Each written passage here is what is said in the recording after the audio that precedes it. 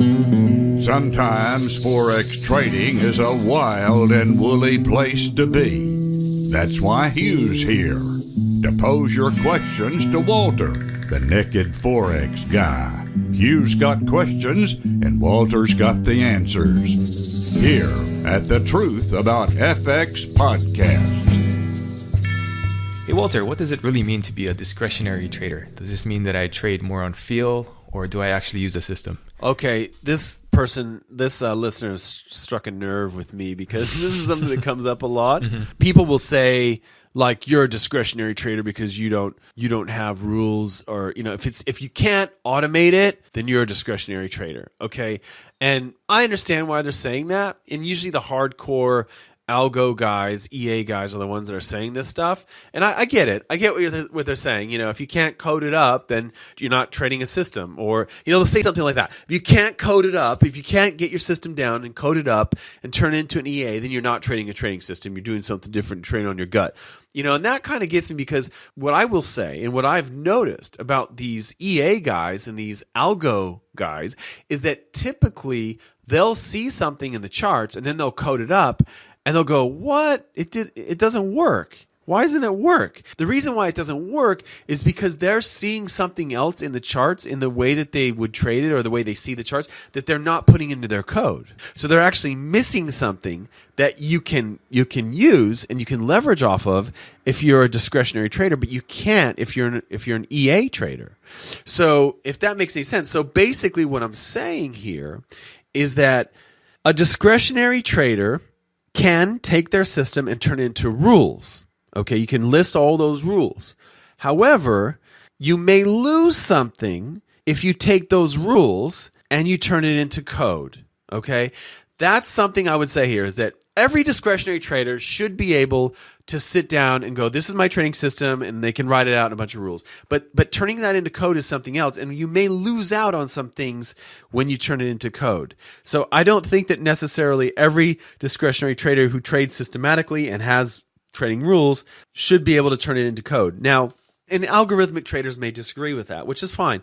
Now, the other part of this is that there are those traders who just trade on their gut. And so, whereas most discretionary traders actually have a trading system, they have rules that they abide by, there are some traders that just go, well, like I met a guy in London. He's like, hey, I just trade the scalping system where I trade it. And I was like, really? He goes, yeah, I trade it during the Asian session, which, that's late at night in London. He goes, yeah, and I go, well, what do you do? Like, how he goes, well, I just wait till I think it goes too far, and then I trade it back to, it's like a reversion to the mean, but he doesn't really I think it just goes too far, and then I trade it back. I'm like, oh, okay. So that's like a, trading by the gut sort of thing, you know what I mean? And that's something that's maybe not what most discretionary traders do, because they actually have, most of them have rules. So I don't think calling someone a discretionary trader is like calling them a bad name.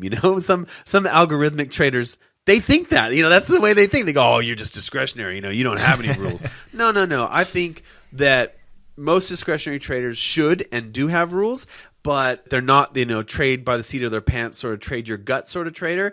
And that when you try and turn these systems into algos and EAs, there's usually something lost there, and it's hard to put in words for the trader what is missing, but that's often what happens. So I would just keep that in mind too, guys, when you're doing this, that you are sometimes doing a little bit more than you realize. So for example, maybe it's that thing where you're only trading low volatility markets and you don't really realize that there's certain charts that you like and certain charts that you don't like, and both of the charts actually have a signal, but you only take the one on the other one. That might be because low volatility is part of what you're looking at, but it's not something that you're conscious of. So so that's what I say about discretionary trading. I know people give it a bad name and say you should be able to turn it into a computer program. I don't agree. So there you go. That's for what it's worth. Yeah.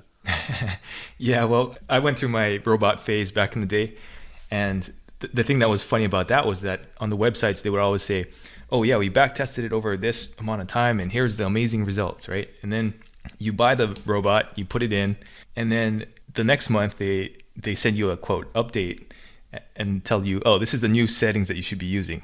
So it's like almost discretionary anyway, right? Right. So that kind of cracked me up. Yeah. Yeah.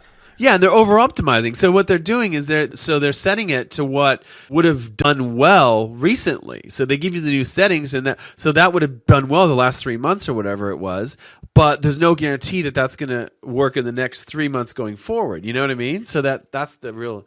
Yeah, there's a lot of pitfalls with that stuff, and if you're not really careful, you can over optimize. And obviously, Forex has a dirty name because of these over optimized published results that they have when they're trying to sell you an EA. That's basically what it is. They'll over optimize it. It'll look like something brilliant.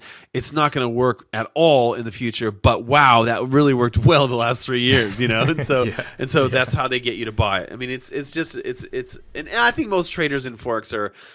They're alerted to that. They understand that that's what's going on there now.